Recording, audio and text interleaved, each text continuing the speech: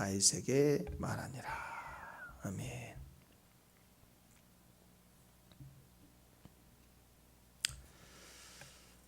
우리가 지금 다윗의 그 신앙 중심을 계속 우리가 보고 있죠. 다윗은 그 중심이 하나님이었다. 그러니까 신앙생활 잘해야지.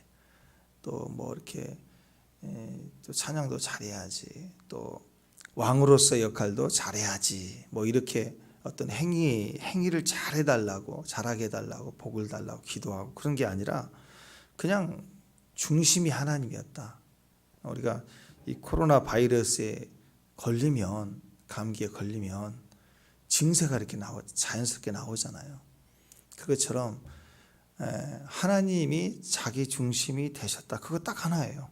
하나님이 자기 중심이 딱 되시니까 그냥 여러 가지 우리가 생각하는 신앙의 헌신은 특별한 다윗의 인생에 나타난 신앙적 헌신은 그냥 반응이 나오더라 이렇게 볼 수가 있는 것입니다.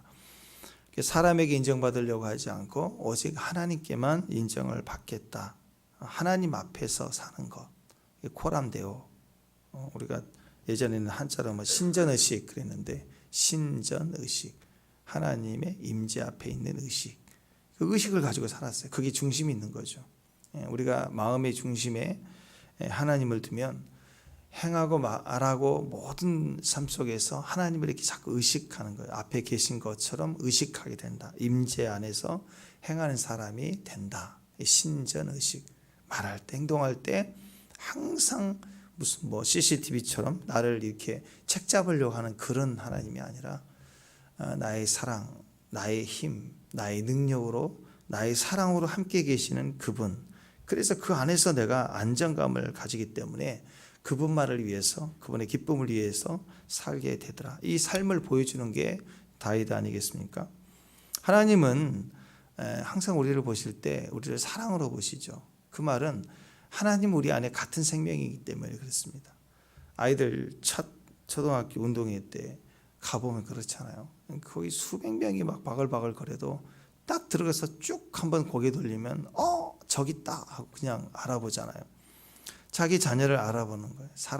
같은 사랑, 같은 생명이기 때문에 사랑으로 보면 그 자녀의, 그 사랑한 대상자의 깊은 곳에 있는 영광, 자신의 모든 축복과 은혜를 나누고 싶은 너는 나의 영광이다 하는 자기 안에 그 전부를 빛으로 쏴주고 사랑으로 쏴주는 그런 모습이 있지 않겠어요. 그러니까 하나님은 우리 속에 있는 영광을 보시는 거예요. 우리 속에 있는 영광이 뭐예요? 그리스도잖아요. 그리스도.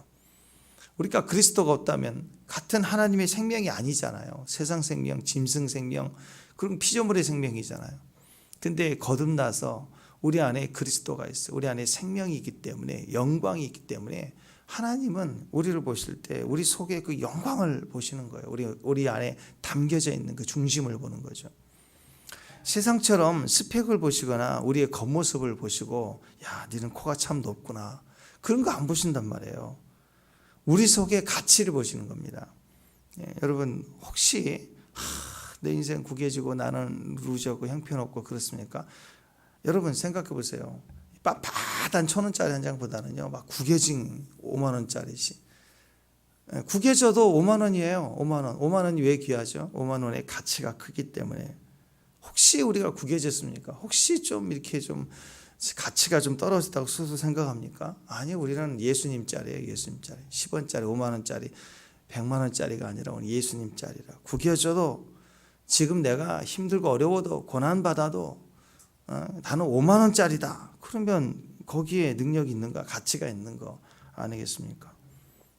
근데 우리는 자꾸 그 가치보다는 하나님이 나에게 가치를 매겨주신 영광, 생명, 거기다는 포커스를 맞추지 않고 어디다 초점을 자꾸 맞추느냐?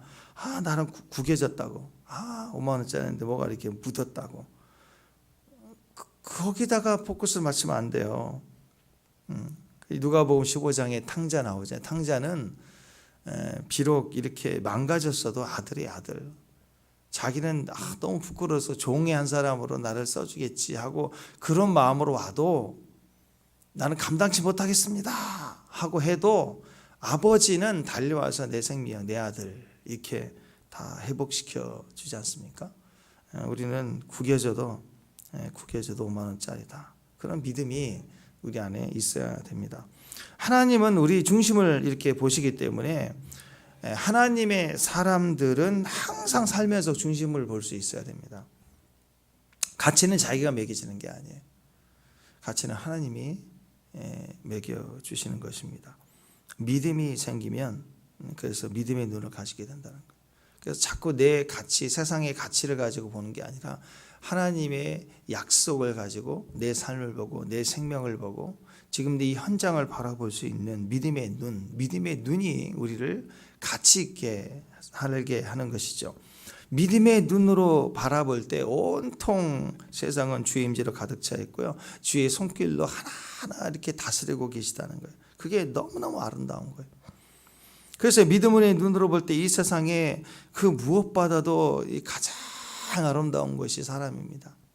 우리가 산이나 이렇게 여행지 같은 데 가서 자연을 보면 자동적으로 나오잖아. 주 하나님 지으신 모든 세계 하면서 주님의 높고 위대하심, 우리 삶 속에 역사하신 주의 손길을 볼 때 큰 찬양이 나오기도 하지만요, 그냥 대자연만 가서 보면, 또 봄날에 이렇게 새싹 나오는 거 보면 신기하잖아요. 너무 귀엽잖아요. 너무 아름답잖아요.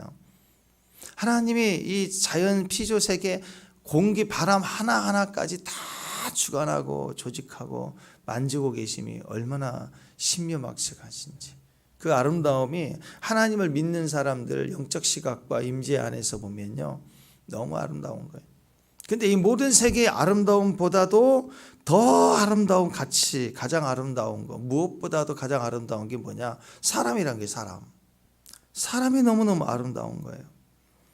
그래서 이 세상에 하나님이 제일 아름답게 생각하시는 것이, 하나님이 아름답게 생각하는 것이 독생자 아들 예수 그리스도 아니에요?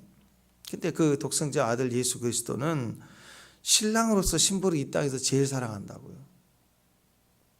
그러니까 아버지가 제일 사랑하는 아들이 제일 사랑하고 아름답게 보는 신부인 교회를 성부 하나님은 더더욱 귀한 존재로, 아름다운 존재로 생각하시는 거예요. 특별히 우리 신랑 되신 예수님은요, 신부인 교회를 향하여 완전히 빠져 있어요. 아름다움에 빠져 있어요. 헤어나지를 못해요. 막 속히 오고 싶어서 처소를 예비하러 가노라 하고, 막 내가 속히 오리라 하고 우리를 준비하고 예비하고 계시다는 것입니다. 창세기에서도 보시기에 좋아하더라 막 그러셨잖아요. 이 땅의 모든 세계가 하나님의 손길과 질서를 회복할 때 얼마나 아름다웠겠습니까? 그런데 그 아름다운 모든 창조 역사의 6일의 마지막 날 인간을 창조하기 위해서 다 밑에 깔아놓은 거라고요. 인간을 위해서 장소를 다 깔아놓은, 하늘과 바다와 다 공중의 모든 주관자들을 세우고 질서를 세우신 이유는 마지막 사람을 거기에 세우기 위함이었습니다. 우리를 위해서요. 여러분, 결혼할 때, 결혼 전에, 결혼 날짜 딱 마치기 전에 살 집을 먼저 다 준비하고, 거기다가 가구 하나하나 숟가락 젓가락까지 다 미리 사고 다 예비하잖아요. 그죠? 그 숟가락 젓가락이 너무 귀한 거 했다. 왜 그렇게 이쁘고 귀한 걸 미리 해요? 왜? 마지막 결혼을 하기 위해서, 신부 신랑을 위해서 준비하는 거 아니겠어요? 또 아이가 태어난다 그러면 태어나기 전부터 지나가다가 애기 옷만 보고도 관심이 가고, 애가 언제 신발을 신겠어요? 태어나지. 근데도 태어나기도 전에 벌써 신고 다니 신발까지 준비해 놓고 다 이렇게 그 앞에다 놔두고 다 예비해. 왜 이 신발, 이 옷을 미리 사놓죠? 태어난 아이를 위한 거예요. 가장 아름다움을. 신발도 이쁘잖아요. 머리 모자 하나도 이쁘잖아요. 왜 그래요? 존재가 이쁘니까 이것도 다 가치가 있는 거예요. 이 땅의 모든 피조세계가 아름답고 귀한 것은 사람이 창조되기 때문입니다. 사람을 위한 주의 사랑이 크시기 때문에, 사람이 그만큼 귀하고 아름답기 때문에 이 피조세계들 하나님이 그렇게 아름답게 하셨다는 거예요. 사람은 이렇게 아름답게 창조된 존재입니다. 아멘. 그래서 거울을 보면서 자연만 아름답다 그러지 말고, 거울을 보면서 야, 참 아름다운 형상이다, 하나님의 형상이다 하고 자기 자신에 대해서도 이렇게 바라볼 수 있어야 됩니다. 이렇게 아름답게 창조된 존재가 인간인데 마귀는요 이걸 부정하게 하죠. 그래서 망쳐버리는 거예요. 그리고 거듭난 하나님의 신부들조차도 그냥 연단 훈련에 포커스를 맞춰서 그 아름다움을 발휘할 기회를 없애버리는 거예요. 항상 비굴하게 타협하고 눌려 자기 안에 가치를 모르도록 그렇게 살게 하고, 너는 구겨진 거야, 구겨진 거야, 여기다가 묶여서 살게 한다는 거죠. 그래서 사람이 여기에 속다 보니까요, 심지어는 다른 세상이 참 불편하다, 세상이 어렵다, 어둡다, 이걸 넘어서 심지어는 자기 자신에 대해서조차도 아름다움을 잘 모르고 삽니다. 내 안에 있는 가치를 모르고 살아요. 내가 얼마나 귀한 존재인지, 내 안에 얼마나 중심이 위대한 꿈이 있는지, 비전이 있는지를 전혀 모르고 그냥 자기 자신에게조차도 형편없이 대할 때가 많아요. 세상이 말해주는 가치대로 자기를 말해요. 너는 10원짜리야, 너는 구겨진 인생이야. 그럼 그렇군, 나는 그런 인생이야, 이렇게 동의하고 산다는 거예요. 근데 여러분, 아름다움을 보는 특권이 성도에게 있습니다. 자기 자신을 아름답게 여겨주는 가치를 매길 수 있는 능력 하나님께만 있는데, 그 하나님 말씀이 우리를 구겨졌지만 너는 5만 원짜리야, 이런 것처럼 우리에게 정해 주셨다라는 거예요. 인간은 모든 피조물과 달리 아주 특별한 존재로 창조가 되었습니다. 사람에게만 영혼이 있어요. 사람에게만 영혼. 육체로 사람을 판단하면 안 되고 영혼의 가치를 두고 영적 느낌과 감각과 가치를 가지고 볼 줄 알아야 됩니다. 이 영혼이라는 것은 피조세계에 없어요. 하나님에게만 있고 하나님 우리에게 훅 하고 생기를 불어넣어 주신 것입니다. 그래서 이 땅의 사명 다 감당하고 죽을 때 보면 영혼이 숨을 훅 하고 호흡을 통해서 나가잖아요. 호흡, 푸누마, 호흡, 바람, 영, 이게 다 사람의 영혼이라는 거예요. 하나님 숨결로 우리에게 훅 불어넣어 주셔서 오셨고, 우리가 하나님 나라 갈 때 우리 영혼이 빠져나갈 때도 숨을 통해서 나가는 거예요. 이 땅의 삶이 괴롭고 어렵습니까? 고통스럽습니까? 숨이 격해요. 이 땅에서 조그만 천국을 맛보면 우리 숨이 편해지죠. 공기가 달라지죠. 집안에 싸움이 일어나면 공기가 달라집니다. 그 집안에 찬양이 흐르면 공기가 또 달라져요. 우리가 분위기라고 얘기하지만 영적인 느낌이 있더라라는 거죠. 영혼이라는 것은 하나님의 생명입니다. 그래서 여러분, 영혼이라는 것은 하나님의 생명이기 때문에요. 잘 들으세요. 영혼은 더럽힐 수도 없고 썩어질 수도 없고 변질될 수도 없고 가장 완벽한 아름다움의 형체를 가진 게 영혼이에요. 여러분, 꽃은요 아무리 예쁘고 아름다워도 며칠 지나면 벌써 시들어지고 계속 두면 썩어지게 되어 있습니다. 이 땅의 모든 아름다움이라는 것도 그래요. 사람도 아름답다 그래도요, 그 청춘이 얼마나 가겠어요. 한 1년 2년 가면 금방 달라요. 또 요즘 또 헷갈아 가는 사람들은 그냥 내버려 두면 너무 이쁘잖아. 젊은이라는 그 생기가 너무 아름다운 건데 거기다가 막 구멍을 뚫어놓고 뭘 그려놓고 엉망을 만들어놓고 이쁘다 그러는데 그건 다 바보짓이잖아요. 그 생명 자체가 귀한데. 근데 어차피 이 아름다움도 사실은 오래가지 못합니다. 그냥 시들어지게 돼 있고 주름서게 돼 있는 게 인생입니다.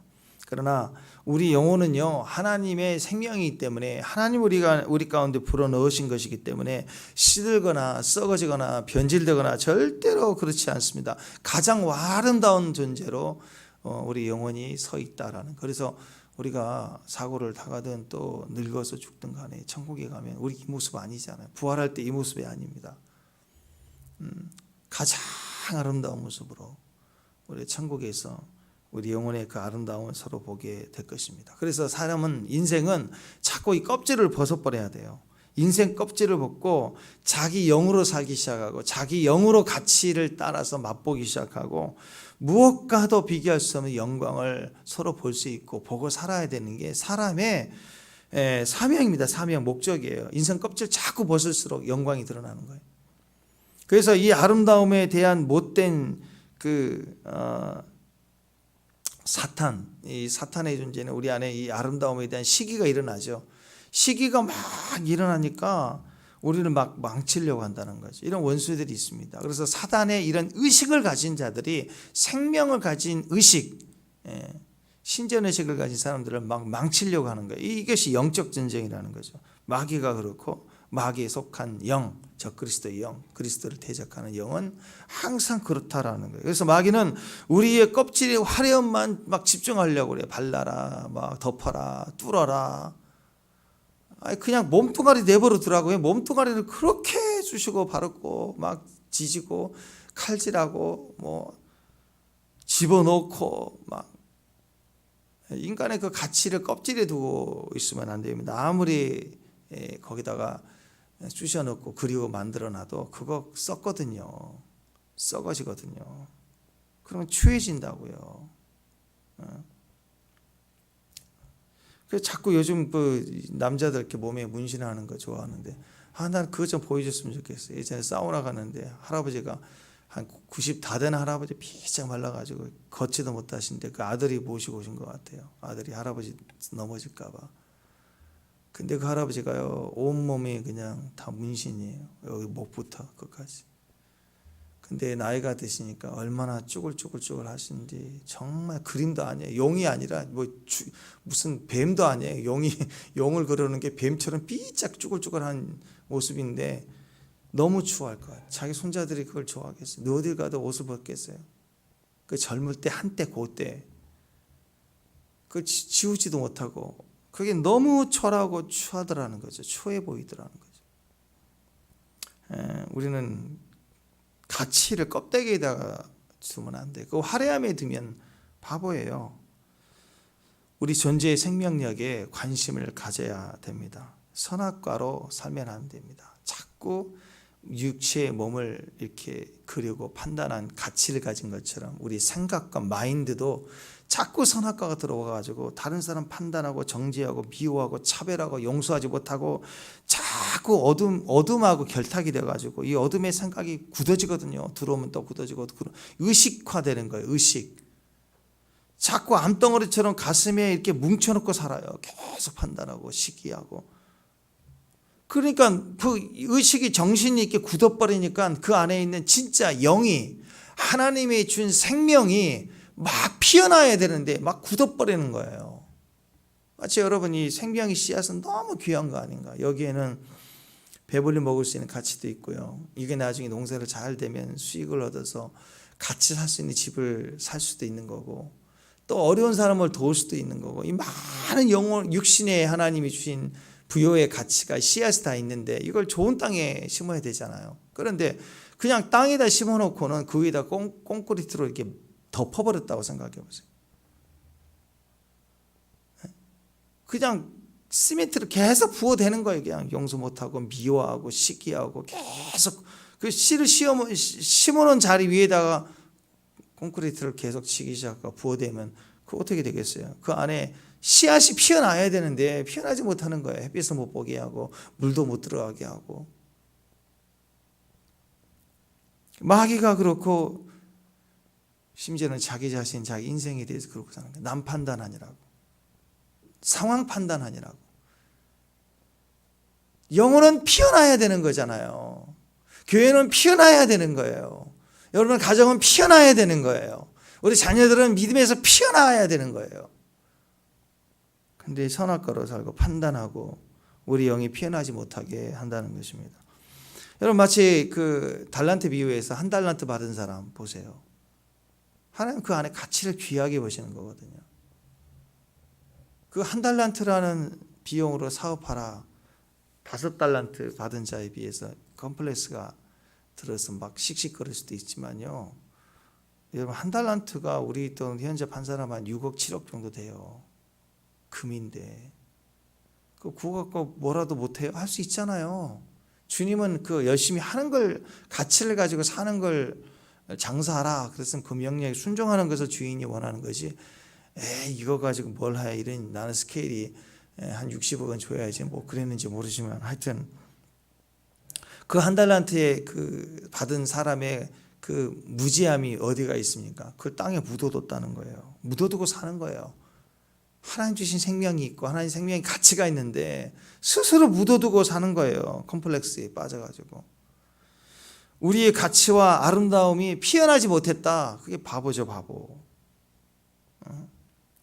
왕의 역할이 뭘까요? 오늘 다윗을 통해서 볼 수 있는 이 왕의 역할. 오늘 지금 우리가 나눴던 의미가 거기에 있습니다. 왕은요, 그 백성의 아름다움을 막 피어나게 해주는 거예요. 왕은 절대적 권리를 갖습니다. 그 권리와 힘을 가지고 백성을 억압하고 죽이고 막 공포스럽게 하고 그 자기 이름 내걸고 무슨 금 에봇이나 만들어 놓고 형상화시키고 막 선전하고 광고하고 막 이럴 때 힘쓰는 게 아니고 백성들을 피어나게 해주는 게 왕의 역할이죠. 세상에 대한 교회의 역할도 마찬가지입니다. 가정에 있어서도 제일 먼저 믿는 사람들, 선두주자, 이제 믿기 시작하는 사람들, 뭐 아내일 수도 있고 또 자녀가 먼저 믿게 되는 경우도 있죠. 또 남편이 그럴 수도 있고요. 어쨌든 믿는 자의 사명 그리고 온전한 믿음이 다 믿게 되는 가정이라면 특히 가장이 그런 책임이 있습니다. 각각의 영혼들의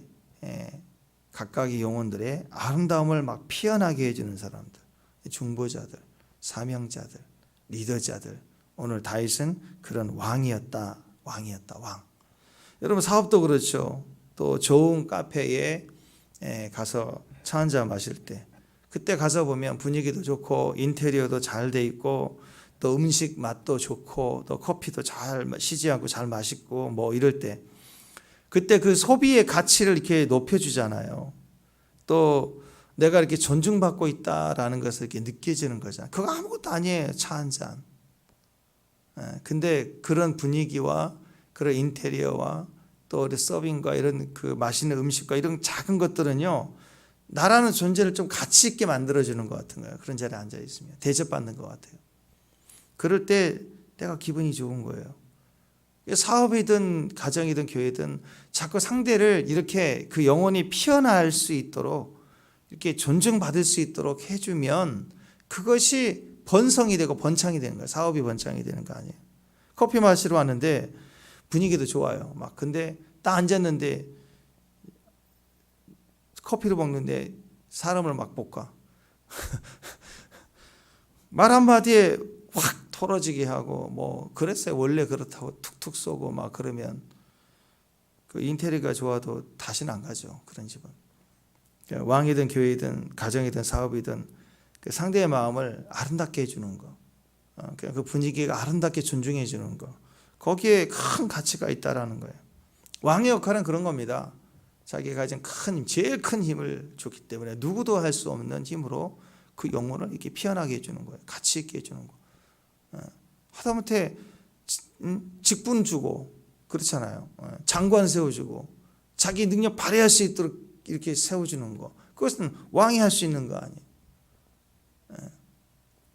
그래서 여러분 자꾸 다른 사람을 피어나게 해줄 수 있는 사람이 진짜 리더십입니다. 다 눌러버리고 자기 혼자 하는 거. 그것은 왕이 아니라는 거죠. 생명의 아름다움을 피어나게 만들어주는 것. 그게 사명이에요. 사명. 우리 교회는 이런 역할을 감당해야 됩니다. 생명의 아름다움을 피어나게 하는 데만 집중해야 돼. 내가 왜 살아가야 되는가? 살아가는 존재 이유. 우리 가족들을 피어나게 해주는 거. 그래서 이렇게 생명을 이렇게 피어나게 해주는 거. 다른 사람의 생명력이 아름다움이 막 가치가 막 이렇게 피어나게 해주는 거. 아무리 씨질해 보이고 노숙자 같고 집안의 과부 같고 또 고아 같아 보여도 그 생명으로 보면 다 귀하잖아요. 고아의 생명, 나그네의 생명, 또 과부의 생명. 그 생명만큼은 귀하잖아요. 그래서 생명으로 보라고요. 그 구겨진 거 보지 말고. 생명으로 보면 귀해요. 그나 나나 똑같은 생명이에요. 나는 지금 이렇게 좀 하루 세수했던 거고 그분들은 세수하지 못하고 지금 노숙하고 있는 거고 그 차이지 똑같아요. 사우나 안 사우나. 사우나 가서 다 씻어서 깨끗한 옷을 입히면 똑같아요. 나도 며칠 안 씻고 거리 돌아보세요. 나그네 삶 해보세요. 똑같은 꾀죄죄 해가지고 노숙자 된다고요. 생명의 가치는 다 귀한 거고 생명은 귀한 거예요. 우리가 그래서 생명의 가치로 볼 수 있어야 됩니다. 영혼이 막 꽃처럼 피어나는 사람, 막 화사하고 향기가 나고, 사람의 아름다움이 막 피어난 사람의 가치를 오늘 우리가 다윗을 통해서 보잖아요. 자기가 영혼의 그 피어남을 경험했기 때문에 광야에서도 피어남을 경험했잖아요. 도망 중에 그 광야에서 발 뻗고 쉬지 못하는 그거 중에 뭐 결정적인 그거 아니에요? 사울을 이리 온다 그러니까 아둘람 굴 속에서 들어가서 3일 밤낮을 숨어 지냈어요. 숨도 못 쉬고. 그리고 사울이 지나갔을 때 다윗은 그때 그 동굴 속에서 찬양했잖아. 오 주여 나의 마음이 주께로 정해져. 그 3일 밤낮을 씻지도 못하고 먹지도 못하고 잡히면 죽으니까 숨죽이고 있다가 그 안에서 찬양이 터진 게 내 영혼아 깨어라 비파와 수금아 틀어라 여호와를 찬양한다. 지금 꽃이 피잖아요. 이 어려움 속에 영혼의 가치가 꽃으로 피기 시작하는, 향기를 막 토해내기 시작하는 거예요. 다윗이 그랬어요. 그래서 이겼다고요. 그 승리가 있었다고요. 그러니까 다윗은 왕이 된 다음부터 뭐 하느냐, 막 피어나게 하기 위해서 장소를 정하고 그 장소의 중심을 정하니까 그 백성의 장소로 피어나게 하기 위해서는 생명이 필요하잖아요. 법궤를 모셔오는 거예요. 그리고 주님이 임재하시는데 그 임재로 계시다 이런 관념과 개념이 아니라 실제로 그 예배를 통해서 백성과 주님이 만나야 피어나잖아요. 그 만남이 예배잖아요. 그 예배를 위해서 이제 집을 짓고 싶은 거예요. 집을, 성전을. 여러분, 이게 가치를 가진 사람의 사는 모습입니다. 오늘 본문을 통해서 다윗의 아름다움이 왜 아름다운지 아세요? 이 어렵고 힘든 속에서 자기 영혼의 가치를 드러내고 가치의 꿈을 이뤄내고 거기에 만족이 안 되는 거예요. 그 아름다움은 지극히 큰 거거든요. 여러분, 사랑이라는 단어를 어떻게 정의가 돼요? 자식을 사랑한다고 할 때 그 사랑한다는 것이 정의가 내려지나요? 한 줄로 써라. 너무 어려워요. 그렇다고 뭐 A4 한 장이 다 써라. 어떻게 그 사랑을 다 쓸 수 있나요? 불가능해요. 단어는 쉬워요. 사랑. 그게 어렵다고요. 그래서 하나님을 향한 사랑과 갈망함을 가진 사람은 멈출 수가 없는 거예요. 쉴 수가 없는 거예요. 계속 그 갈망함은 커질 수밖에 없는 거고, 그 갈망함을 가지고 살 때 그걸 그 인생에 꽃이 피고 그 화려한 꽃이 안에 그 속에는 향기가 토해져 나가는 것처럼 아름다운 거예요. 어떤 사람은 너무 예쁘고 아름다운 것 같은데 향기가 하나도 없는 꽃이 있다. 그럼 그림의 꽃이죠. 전단지 피자 아니에요. 전단지 피자. 먹을 수가 없어요. 향기가 없죠. 진짜가 아니니까. 종교는 그런 겁니다. 그런데 나이가 들어도 움직일 수 없는, 몸이 병들고 힘들어서 움직일 수 없을 만큼 노쇠해져도 그 존재가 영원히 아름다운 분들은요 너무 귀해요. 그 말 한마디도 귀하고 숨소리도 너무 은혜가 되고, 그분이 살아계시다, 투병 중이지만 살아계시다는 느낌만 가지고도 힘이 되는 사람이 있다고요. 민족에게, 나라 전체에 힘을 주는 사람도 있다고요. 그게 뭔가요? 육체가 아니라 그 영혼의 아름다움을 막 꽃이 피어져 있는, 그게 꿈이죠. 꿈. 저는 이 꿈이 있을 때 그 영혼이 가장 아름답다고 믿습니다. 백성들에게 꿈을 주는 거, 예배의 꿈, 존재의 꿈, 하나님을 만나는 영혼의 꿈을 심어주기 위해서 예배가 필요한 거예요. 다윗은 오늘 예배를 시작하고 싶은 거예요. 집을 짓고 싶은 거죠. 그게 비전입니다. 여러분, 다윗을 보면 위대하지 않습니까? 제일 높은 자리를 차지했어요. 다시는 그 높은 자리에 차지하고 나서는 내가 다시는 안 내려가야지. 내가 제일 높은 자리에 올라갔는데 누구든 이 근처에 오면 안 돼 하고 막 칼을 들고 공포를 쏘고 죽이고 막 이렇게 자리 지키려고 난리를 치는, 그 자리에서 절대로 안 내려오려고 추악함을 보이는 그런 정치인이 아니었다라는 거예요. 다윗은 그 자리에 머물려고 한 적이 없어요. 사울은 왕이 되고 나서부터 계속 그 자리 지키려고 난리를 치다가 망하는 거 아니에요. 다윗은 높은 자리에 차지하고 나서 이후부터 시작인데 뭐가 시작했느냐? 하나님을 향한 갈망함. 그 백성들로 아름다움이 피어나도록 하고 싶은 갈망함이 백성을 향한 중보, 위로는 하나님을 향한 갈망, 중간에서 중보하는 중재자로서 있는 것. 이게 사명이죠. 이게 꿈입니다. 이게 비전이에요. 놀랍지 않습니까? 제일 높은 자리에 차지하면 안주하고 싶잖아요. 이제 됐다. 좀 쉬자. 아니라는 거예요. 쉴 수가 없는 거예요. 그 높은 자리에 올라가기 전까지는 몰랐어요. 그때는 올라가면 다인 줄 알았어요. 근데 올라가서 보니까 이전에 볼 수 없었던 가치가 큰 거예요. 아름다움이 더 크게 보이는 거예요. 그러니까 그 아름다움을 붙잡고 가는 거예요. 자기 있는 자리를 유지하려고 하지 않고. 요셉이 그랬잖아요. 요셉 보세요. 요셉이 꿈을 다 이뤘습니다. 총리가 되었어요. 가족도 다시 만났어요. 그리고 형제들도 다 용서했어요. 다 회복이 됐어요. 그리고 아버지 야곱, 그 나를 사랑하신 그 아버지 야곱도 만났어요. 그리고 그 아버지 야곱으로부터 자기 몸에서 난 두 에브라임과 므낫셋을 데리고 와서 기름 부음과 예언적 축복까지 받게 됐어요. 다 이룬 거죠. 그렇지 않아요? 요셉이 다 이뤘어요. 요셉의 꿈은 다 이루었습니다. 그런데 요셉은 자기의 꿈이 이룬 곳으로 거기서 멈추지 않아요. 나 죽으면 400년 뒤에 이 백성이 여기서 출애굽을 할 텐데 그때 내 뼈 가지고 나가. 알았지? 꿈을 꾼 거예요. 꿈을. 이런 것의 꿈을 끝낸 게 아니고 민족의 꿈을, 그리스도의 날, 다시 회복의 날, 다시 출애굽할 날, 다시 우리가 이 땅을 벗어날 때가 있을 때 그때 반드시 이 무덤에서 내 뼈를 빼내다가 묻어달라. 가지고 나가라. 나도 출애굽하겠다. 그 꿈을 가지고 죽었어요. 이거 묻혔다고요. 대단하지 않아요, 여러분? 다윗이 왕이 되고 멈춰있지 않았습니다. 그 꿈이 계속됐어요.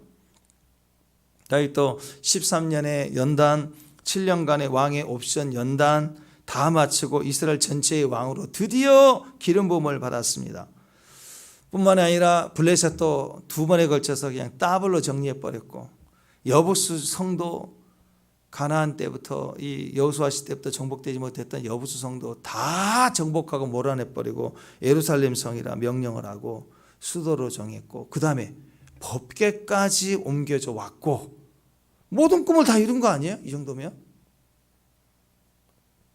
그런데 다윗은 자기 꿈이 이룬 곳으로 여기에서 멈추지 않습니다. 하나님의 집, 영원한 하나님의 성, 하나님의 예배, 그 꿈을 가지기 시작한 거예요. 이게 아름다움이죠. 나이가 들어도요, 구겨져도요, 꿈이 있는 거예요. 소망이 있는 거예요. 죽더라도 나는 묻혀서 나가라. 나를 여기서 묻혀 있지 않고 나를 데리고 나가라. 내 뼈를 가지고 나가라 하는 꿈을 심은 것처럼 멈추지 않는 계속된 꿈, 안주하지 않겠다. 그게 영혼의 가치가 그렇게 귀하고 아름답다라는 것입니다. 우리를 향한 주님의 이 비전과 사랑은요, 우리를 아름답게 피어나게 하는 능력이 됩니다. 다윗을 보면 비전이 있었어요. 꿈이 있었죠. 갈망함이 보입니다. 뭔가를 향하여 끊임없이 바라보면 보여지는 거예요.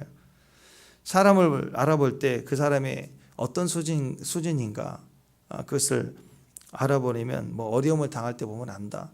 근데 그것은요, 1차적인 겁니다. 어려움을 줄 때 잘 견디는 사람이 있어요. 물론 조금 어려우면 등지고 가는 사람도 있지만 어려울 때 함께 해주는 사람 참 많아요. 근데 배신은 언제 일어난 줄 아세요? 그 어려움을 동고동락했던 자가 힘을 얻어서 평안해졌을 때 등치거든요. 그게 무서운 거예요. 그게 다 가졌을 때, 다 이루었을 때, 안주하려는 사람과 계속 꿈을 꾸는 사람은 완전히 다른 길을 가게 됩니다.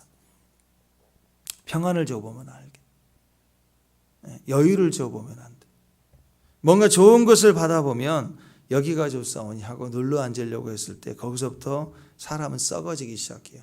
대표적인 예가 기드온 아닌가요? 기드온 다 이루고 300용사로 엄청난 싸움을 다 이기고 다 승리했지만 안주하려고 할 때 뭐예요?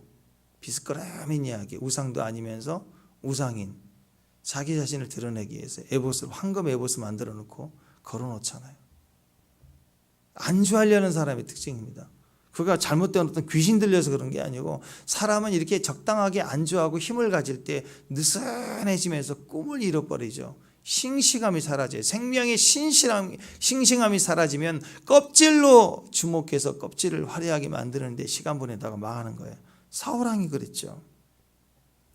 여러분, 우리 안에 이 눈에 보이는 껍질로 살지 않고 오늘 다윗처럼 이루었을 때 이름이 아니에요. 끝없는 갈망으로 발판 삼고 올라가야 돼요. 멈출 수 없어야 돼요. 이 싱싱함을 가진 아름다움으로 살 수 있는 저와 여러분 되시길 바랍니다. 하나님의 나라, 궁극적으로는 여호와의 집, 하나님의 성전의 개념은 하나님의 나라이죠. 영원한 하나님 나라를 갈망하는 주님의 임재가 있고 함께 예비하는 영원한 찬양이 멈추지 않고 올라가는 그 하나님 나라에 대한 갈망함을 가질 때 우리 영혼이 피어날 수 있습니다. 그것 때문에 나라도 지켜지고 그것 때문에 축복을 받는 거 아니에요. 오늘 다윗이 그 꿈을 가지고 있을 때 나단을 통해서 주신 오늘 예언의 대부분 내용이 뭐야? 너와 내 집이 구원을 얻으리라. 그 얘기죠. 네 자손의 축복이 견고할 것이다. 얼마나 주님이 귀하게 여기시는지. 하나님 나라를 꿈꾸는 가장 아름다운 주의 종들이 되시기를 주님의 이름으로 축원합니다. 기도하겠습니다. 하나님 감사합니다. 우리를 아름답게 하시는 주의 임재 안에서 하나님 우리가 꿈을 꾸고 또 우리가 이루었습니까? 그 이룸의 위치에서 다시 꿈꾸는 하나님 그런 비전을 가지고 바라보고 더 갈망할 수 있는 얻을수록 가질수록 더 갈망할 수 있는 주의 종들이 되게 하옵소서. 생명의 아름다움을 피안하게 해주는 일에 오늘 또 큰 승리가 있도록 성령이 도와 주옵소서. 예수님의 이름으로 기도합니다.